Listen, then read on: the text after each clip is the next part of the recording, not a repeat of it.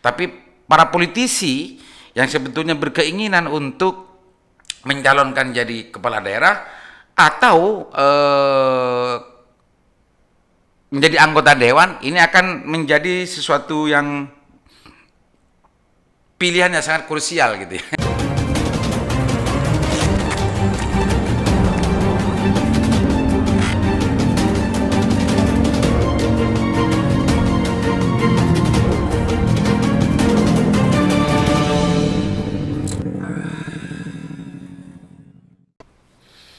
Assalamualaikum warahmatullahi wabarakatuh. Jumpa kembali dengan saya Aliman Haris di acara Sandasan Usik. Pemirsa Usik, kita sekarang akan ngusik hasil menurut berita dari Kompas ya, hasil RDP penyelenggara pemilu baik KPU dan Bawaslu beserta Komisi 2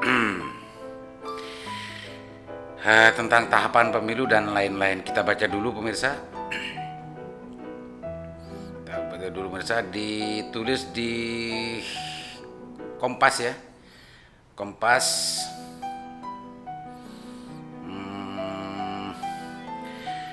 dengan judul disepakati di DPR Pilpres 2024 digelar 28 Februari, Pilkada serentak 27 November. Itu judul dari berita ini ya. Jadi sudah ada kesepakatan antara DPR, Komisi 2 dan pihak penyelenggara pemilu KPU dan Bawaslu. Baca, Komisi 2 DPR bersama pemerintah dan penyelenggara pemilihan umum telah menyepakati hari pemungutan suara pemilihan umum 2024 pemilu presiden dan legislatif akan jatuh pada Rabu tanggal 28 ya Februari 2024. Sedangkan hari pemungutan suara Pilkada serentak 2024 jatuh pada Rabu 27/11/24 September November 2024. Hal itu diputuskan dalam rapat antara Komisi 2 DPR, pemerintah serta penyelenggara pemilu yang terdiri Komisi Pemilihan Umum, Badan Pengawasan Pemilu serta Dewan Kehormatan Penyelenggara Pemilu pada Kamis tanggal 3 Juni ya 2021 kemarin ini, yaitu hasil kesepakatan tadi malam, kata Wakil Ketua Komisi 2 DPR Lukman Hakim saat dikonfirmasi Kompas.com. Dan lain-lain sebagainya. Juga beredar dari WhatsApp kuasa juga hasil dari kesepakatan Komisi 2 dan KPU beserta Bawaslu dan lain-lain. Ada apa ya? Ada empat poin terkait urusan kepemiluan dan kepilkadaan dalam konteks persyaratan dan tahapan gitu ya, tahapan. Kita usik masalah ini pemirsa. Berarti ini sudah dipastikan bahwa pemilu itu tahun 2004 dimulai gitu ya, dimulai tahapannya tahun 2002 karena tahapan itu dimulai tahun 2002 kan 25 bulan sebelum pemungutan suara gitu, sehingga Maret ya, bulan Maret akan dimulai tahapan itu semua. Dan terkait urusan pilkada, dasar pencalon pilkada didasarkan pada hasil pileg 2024 ini ya, yang khusus pilkada. Tapi kalau pilpres saya masih belum ada apakah persyaratan di pilpres itu juga memakai apa gitu ya, apakah hasil pemilu 2000 yang kemarin 2018 ya 19 atau yang lain, ini tidak dijelaskan di sini. Tapi kalau yang pilkada serentak itu jelas memakai hasil pemilu tahun 2004 yang dilaksanakan pada tanggal berapa tadi, Februari yang akan laksanakan pada apa ya, tanggal apa? 28 Februari Pileg, bulan Februari 24 ini. Dari sini sebetulnya yang akan kita usik pemirsa. Jadi dari komposisi dan juga tahapan, tanggal tahapan dan segala macamnya ini bisa kita maknai, bisa kita simpulkan bahwa pertarungan yang sebenarnya itu sebetulnya bukan dalam konteks pilkada kalau masalah ini. Kalau baik itu gubernur, baik itu bupati dan wali kota. Tapi pasti partai politik dan juga para calon-calon kepala daerah, baik calon gubernur atau calon kepala daerah kabupaten kota, itu akan fokus terhadap pelaksanaan pileg. Kenapa demikian? Karena yang menjadi syarat pencalonan dari partai politik itu adalah hasil pileg 2024. Ini menarik pemirsa. Jadi komposisi partai politik hari ini yang komposisi dari hasil pemilu tahun 2019 kemarin ini tidak dipakai dalam konteks pencalonan kepala daerah tahun 2024 serentak kemarin yang akan datang. Ini pemirsa. Jadi yang sekarang meskipun sudah memenuhi syarat gitu ya, kalau memenuhi syarat sampai mempunyai kursi lebih dari 20% itu ya, atau sudah melebihi dari 25 suara maksudnya. Tapi kalau pakai pendekatan kursi kan 20%, kalau pendekatan suara kan 25%. Yang dihasilkan oleh pemilu 2019 kemarin ini tidak akan bisa dipakai untuk dijadikan syarat mengusung atau mencalonkan kepala daerah. Ini menarik pemirsa. Jadi meskipun sekarang partai-partai politik sudah menganggap melampaui pemenuhan syarat dari pencalonan kepala daerah, itu ya harus bekerja keras lagi karena itu tidak dipakai hari ini.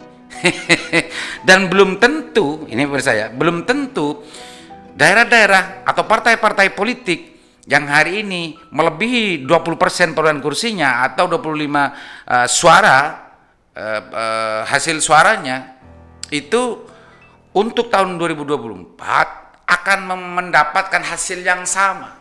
Belum tentu.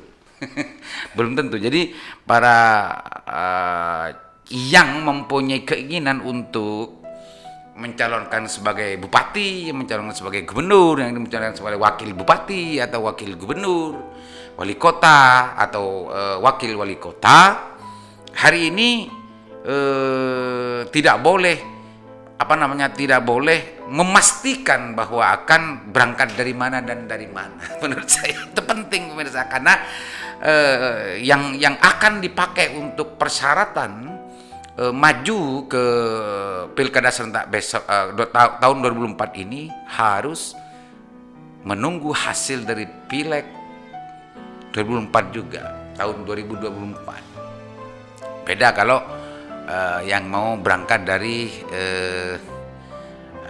calon perseorangan ya, calon independen. Beda. Tapi kalau yang betul-betul mau berangkat dari partai politik maka harus menunggu hasil pileg tahun 2024. Itu pemirsa musik. Ini menarik karena kenapa ya? Di samping berdekatan antara dalam satu tahun antara pileg dengan pilkada serentak dan lain-lain, ini bagi para politisi atau kalau partai politik sebetulnya nggak repot karena kadernya banyak. Tapi para politisi yang sebetulnya berkeinginan untuk mencalonkan jadi kepala daerah atau menjadi anggota dewan, ini akan menjadi sesuatu yang pilihannya sangat krusial gitu ya. Pilihannya sangat krusial. Kalau apakah mau memilih dewan atau memilih pilkadanya, atau bisa saja itu memilih kedua-duanya, tapi pelantikan dewan ke pelaksanaan pilkada serentak, meskipun ini terpilih, saya yakin kalau memang mau menjadi mencalonkan sebagai kepala daerah atau bupati, ini tidak akan bisa menjadi dewan meskipun di dewan sudah terpilih, di pilegnya terpilih. Karena sekian tahapan untuk pencalonan pilkada dan segala macamnya itu sudah dimulai sejak sebelum hasil dari pileg itu dilantik. Itu pemirsa. Ini menariknya pemirsa. Untuk Bangkalan, untuk Sampang, untuk Pamekasan gitu ya, dan termasuk di yang lain-lain itu karena kebetulan itu harus ikut, termasuk Sumeneb, karena ini tahun 2024 ini harus serentak dan ikut semua, serentak semua se-Indonesia. Ya, harus betul-betul berpikir ulang kalau mengandalkan terhadap komposisi perolehan suara dan perolehan kursi tahun 2019, karena belum tentu tahun 2024 partai pengusungnya akan mendapatkan kursi yang sama. Pemirsa Usik. Jadi kemarin hasil rapat Komisi 2 ini dan hasil RDP-nya Komisi 2 dengan KPU beserta Bawaslu akan memberikan ancang-ancang juga kepada politisi-politisi daerah, politisi lokal, itu baik gubernur ataupun kabupaten kota di seluruh Indonesia, untuk membaca ulang komposisi politiknya, untuk membaca ulang peluang politiknya, untuk membaca ulang kepada partai apa sebetulnya dia harus merapat dan lain sebagainya. Sebaliknya juga jangan sampai politisi-politisi yang sekarang dalam perolehan suaranya sudah dianggap mencukupi ke 20% perolehan kursi atau 25% perolehan suara, jangan jumawa dulu, karena pada akhirnya nanti itu tidak dipakai dan yang dipakai adalah hasil dari pileg 2024. Itu pemirsa Usik, para politisi, para pengamat dan juga yang lain-lain, semua ini akan berakibat terhadap komposisi politik dan juga dinamika politik yang akan terjadi ke depan ini pemirsa. Jadi yang sekarang kebetulan sudah menjadi bupati, sudah yang berakhir pada tahun 2003 atau yang sebelum 2004 ini juga akan banyak dinamika politik yang sangat luar biasa, sehingga jangkar kekuasaan dan jangkar politik yang selama ini dibangun belum tentu bisa efektif dipakai dan digunakan pada tahun 2024. Itu pemirsa Usik. Karena nanti akan banyak pelaksanaan pilkada serentak 2024 ini, keputusan pelaksanaan pilkada serentak pada tahun 2024 ini akan banyak PLT PLH atau PLT, kurang tahu istilahnya ya, PLT atau PLH yang itu bukan dari hasil pilkada, tapi itu akan diisi orang-orang birokrasi, ada diisi orang-orang yang memang ditunjuk oleh pemerintah dalam konteks ini.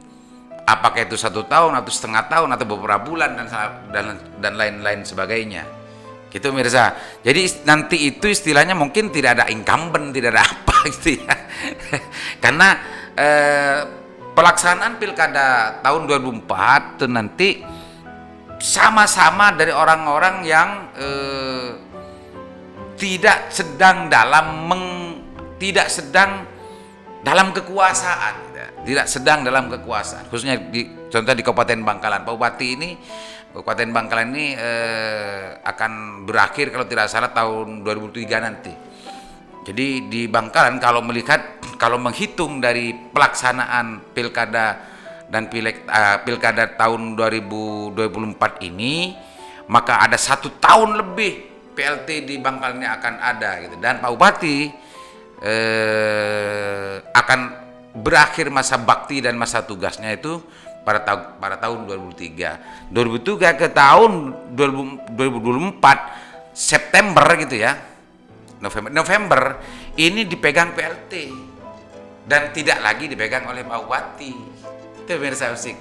Ini dinamika yang sangat menarik untuk kita perhatikan, untuk kita bayangkan, untuk kita bicarakan dan untuk kita diskusikan ke depan bagaimana sebetulnya komposisi politik yang akan terjadi khususnya di Kabupaten Bangkalan dan di kabupaten-kabupaten yang lain, termasuk di Jawa Timur dan provinsi-provinsi.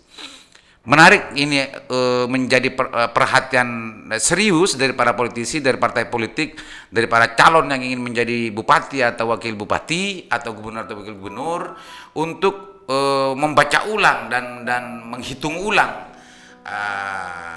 hal-hal yang selama ini yang dipakai menjadi tolok ukur peluang dan juga tantangan politik yang selama ini dipakai gitu.